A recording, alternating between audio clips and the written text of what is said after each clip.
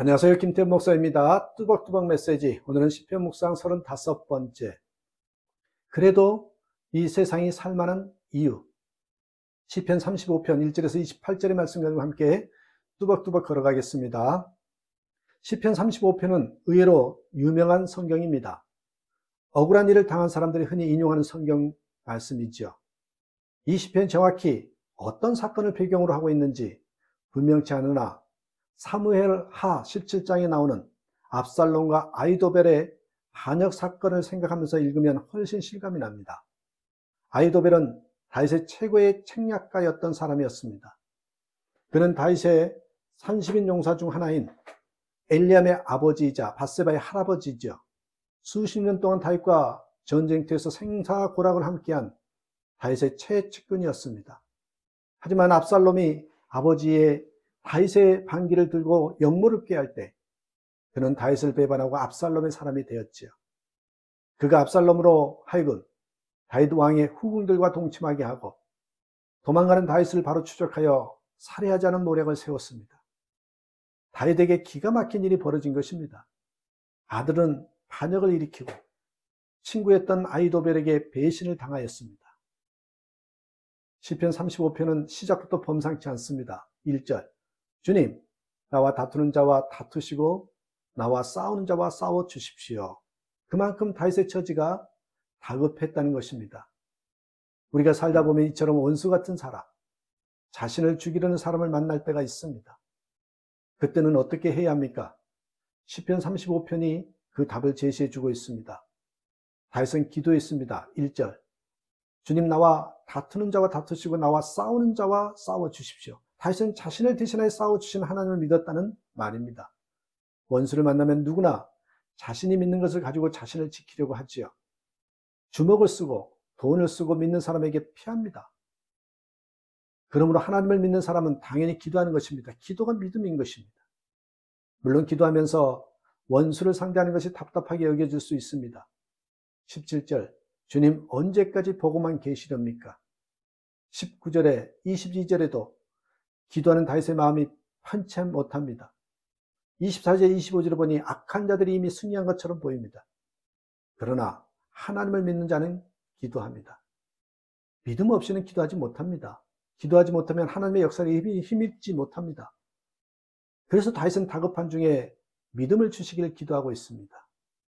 3절에 창과 단창을 뽑으셔서 나를 추격하는 자들을 막아주시고 나에게는 내가 너를 구원하겠다 하고 말씀하여 주십시오.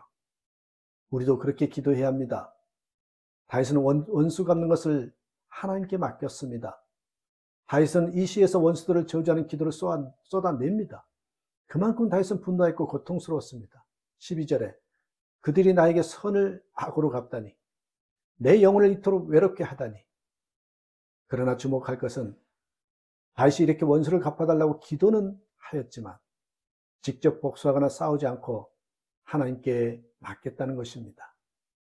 다윗은 압살롬과 아히도벨과 전쟁하지 않았습니다. 그는 아들과 싸우는 일 피하는 길을 택하였습니다. 그것은 위험한 행동이기도 했지만 그는 살고 죽는 것을 하나님께 맡기고 하나님이 기뻐하실 길로만 갔습니다. 맡기는 믿음은 정말 대단한 믿음이고 우리가 맡겨야만 하나님께서 역사하실 수 있는 것입니다.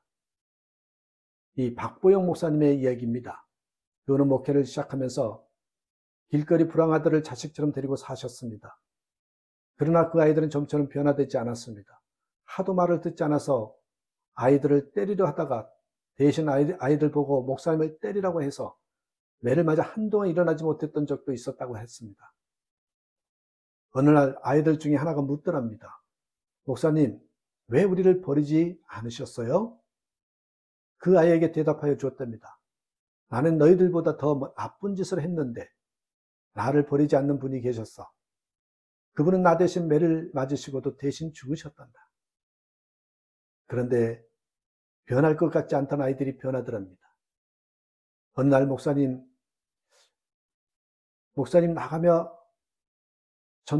나가서 전도하면 거리에서 우리를 때리는 사람들이 있습니다. 어떻게 해야 됩니까? 그래서 말해 주었답니다. 그러면 맞으면 되잖아.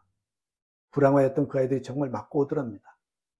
정말 하나님께 맡기고 예수님께 순종만 했더니 하나님이 변화시켜 주시더라고 했습니다.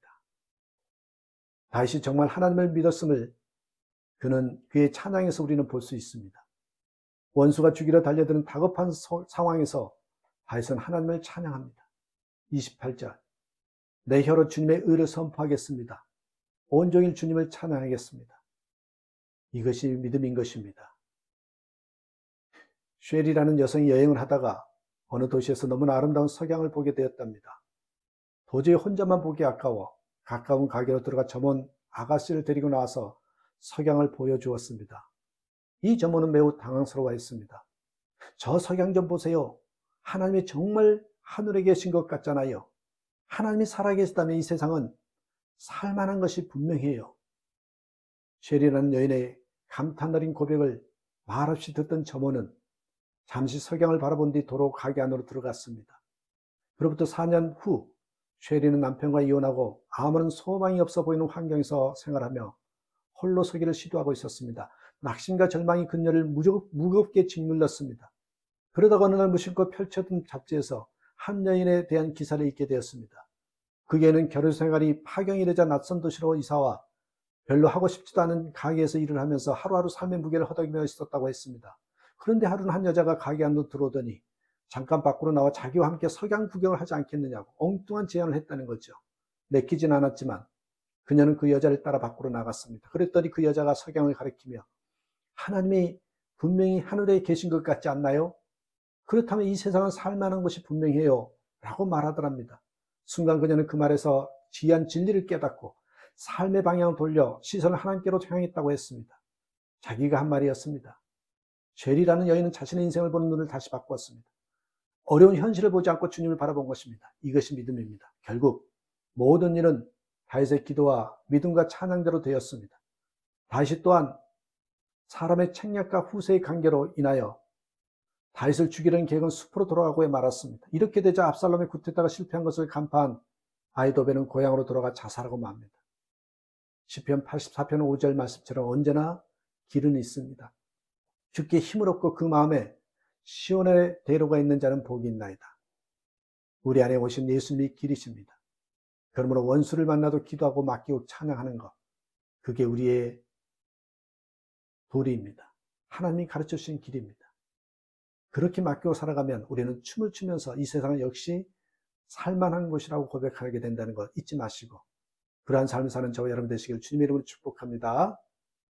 감사합니다.